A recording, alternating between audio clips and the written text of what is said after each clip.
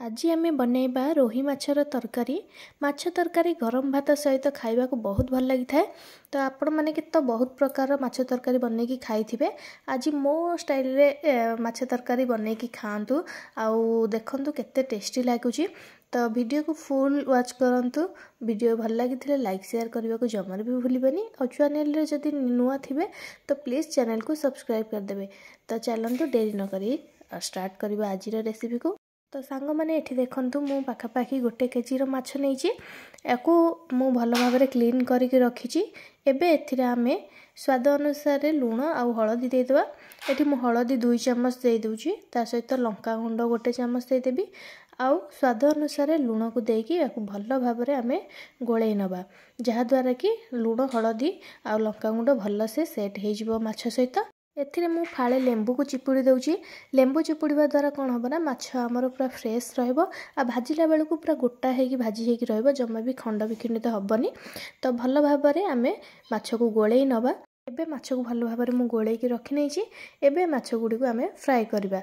सेति पई मु गोटे कढई रे तेल गरम करि नेची। तापर आमे गोटे गोटे करके एथिरे माछ को दबा। आ कढई रे जेतिकी जगह धरिबो बस सेतिकी ही दबा।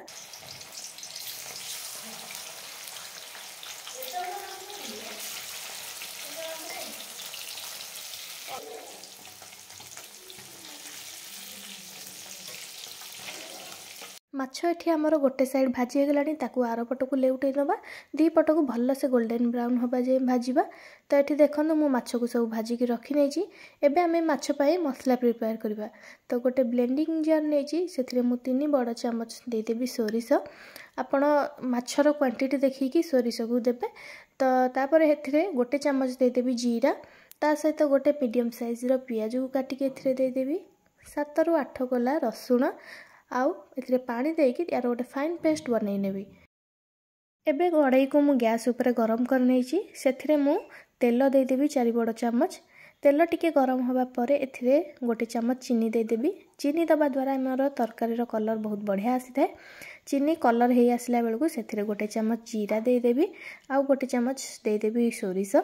तापर एठी गोटे मीडियम साइज रो प्याज को चॉप करके दे देछि। प्याज हमर भाजी हे गला परे आमे जो बाटी के रखी थिले मसला को ताकू आमे सेथिरे दे देबा। एथिरे आमे किछि गुंड मसला को भी ऐड कर देबा। गुंड मसला भितरे मु एठी नेइची स्वाद अनुसार लूण, गोटे चम्मच हळदी गुंड, गोटे चम्मच लंका गुंड, गोटे चम्मच काश्मीरी लंका गुंड नेइची। तो याकू देकी भल भाबरे आमे मसला को गोळेई नबा। मसला को आमे हाई फ्लेम रे बा मीडियम टू हाई रे रखी की ही कसिबा। आउ सोरिष मसला को आमे बेसी समय कसिबानी, कारण बेसी समय कसिले पितालिया लागबो। तो आमे 3 रु 4 मिनिट पाखापाखी मसला को कसिबा। मसला हमर किछि समय एठी कसी हे गलानी। एथिरे मु गोटे बड़ साइज रो टमाटो को दे देबी। आपण को जदी अधिक टी खट्टा पसंद आपण गोटे जगह रे 2टा टमाटो देई परिबे किंबा आंबुल को भी देई परिबे। आपण को पसंद हिसाब रे आपण एथिरे ऐड करि परिबे। तबे टमाटो को देई सारला परे मसला को आउ किछि समय कसी नबा।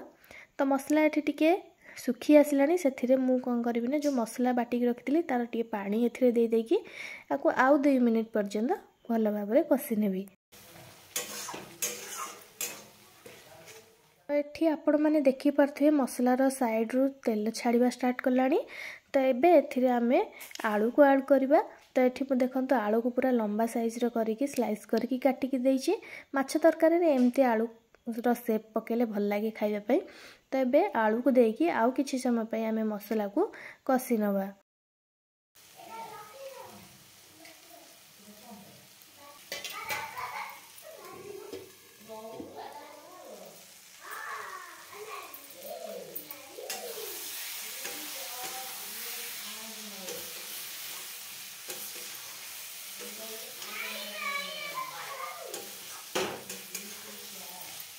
तो सांग माने एठी हमर आलू 70% पाखापाखी सिझी गलानी। एबे आमे एथिरे पानी दे देबा। पानी आपणकर थिकनेस हिसाब रे देबे। झोलर केते कंसिस्टेंसी रखिबे, थिक रखिबे कि पूरा पतला रखिबे, तो सही हिसाब रे आपण पानी देबे। तो मैं एठी पानी देकी किछि समय पे गोळे नेबी। आउ याकू कवर करके फुटिया पई छाडी देबा। 1 मिनिट पर आमर एठी पानी फुटी आसलानी। एबे एथिरे आमे माछ जो भाजी की रखी दे ताकू आमे ऐड कर दबा। जेहेतु आलू भी सिझी आसलानी तो माछ को आम लास्ट रे सब बेले ऐड करवा। ये मुझे गोटे आलू को भी चेक करके देखा देखो केते बढ़िया से सीझी जाइए। तो ये माछ को एथिरे देदेवी। माछ को दे सारिबा परे टिके गोळेई नबा आ कवर करके आउ 2 मिनिट पाई फुटिया पाई छाड़िबा, जहा द्वारा कि जो आलू न सिझी थिबो ता भितर आलू सिझी जिवो आ माछ भी तरकारी सहित भल भाव में मिक्स हो जिवो। तो ये देखंतु आमर तरकारी कंसिस्टेंसी एतिकी ही थिक रखी। आपण को जदि अधिक थिक रखा दरकार तो आउ टिके पई किछि समय बसै नेबे, किबा जदि आउ टिके पतला दरकार तो एथिरे आउ टिके गरम पानी देई देबे। तो लास्ट रे या ऊपर किछि कटा धनिया पत्र देई दबा आउ गैस रो फ्लेम को ऑफ कर दबा।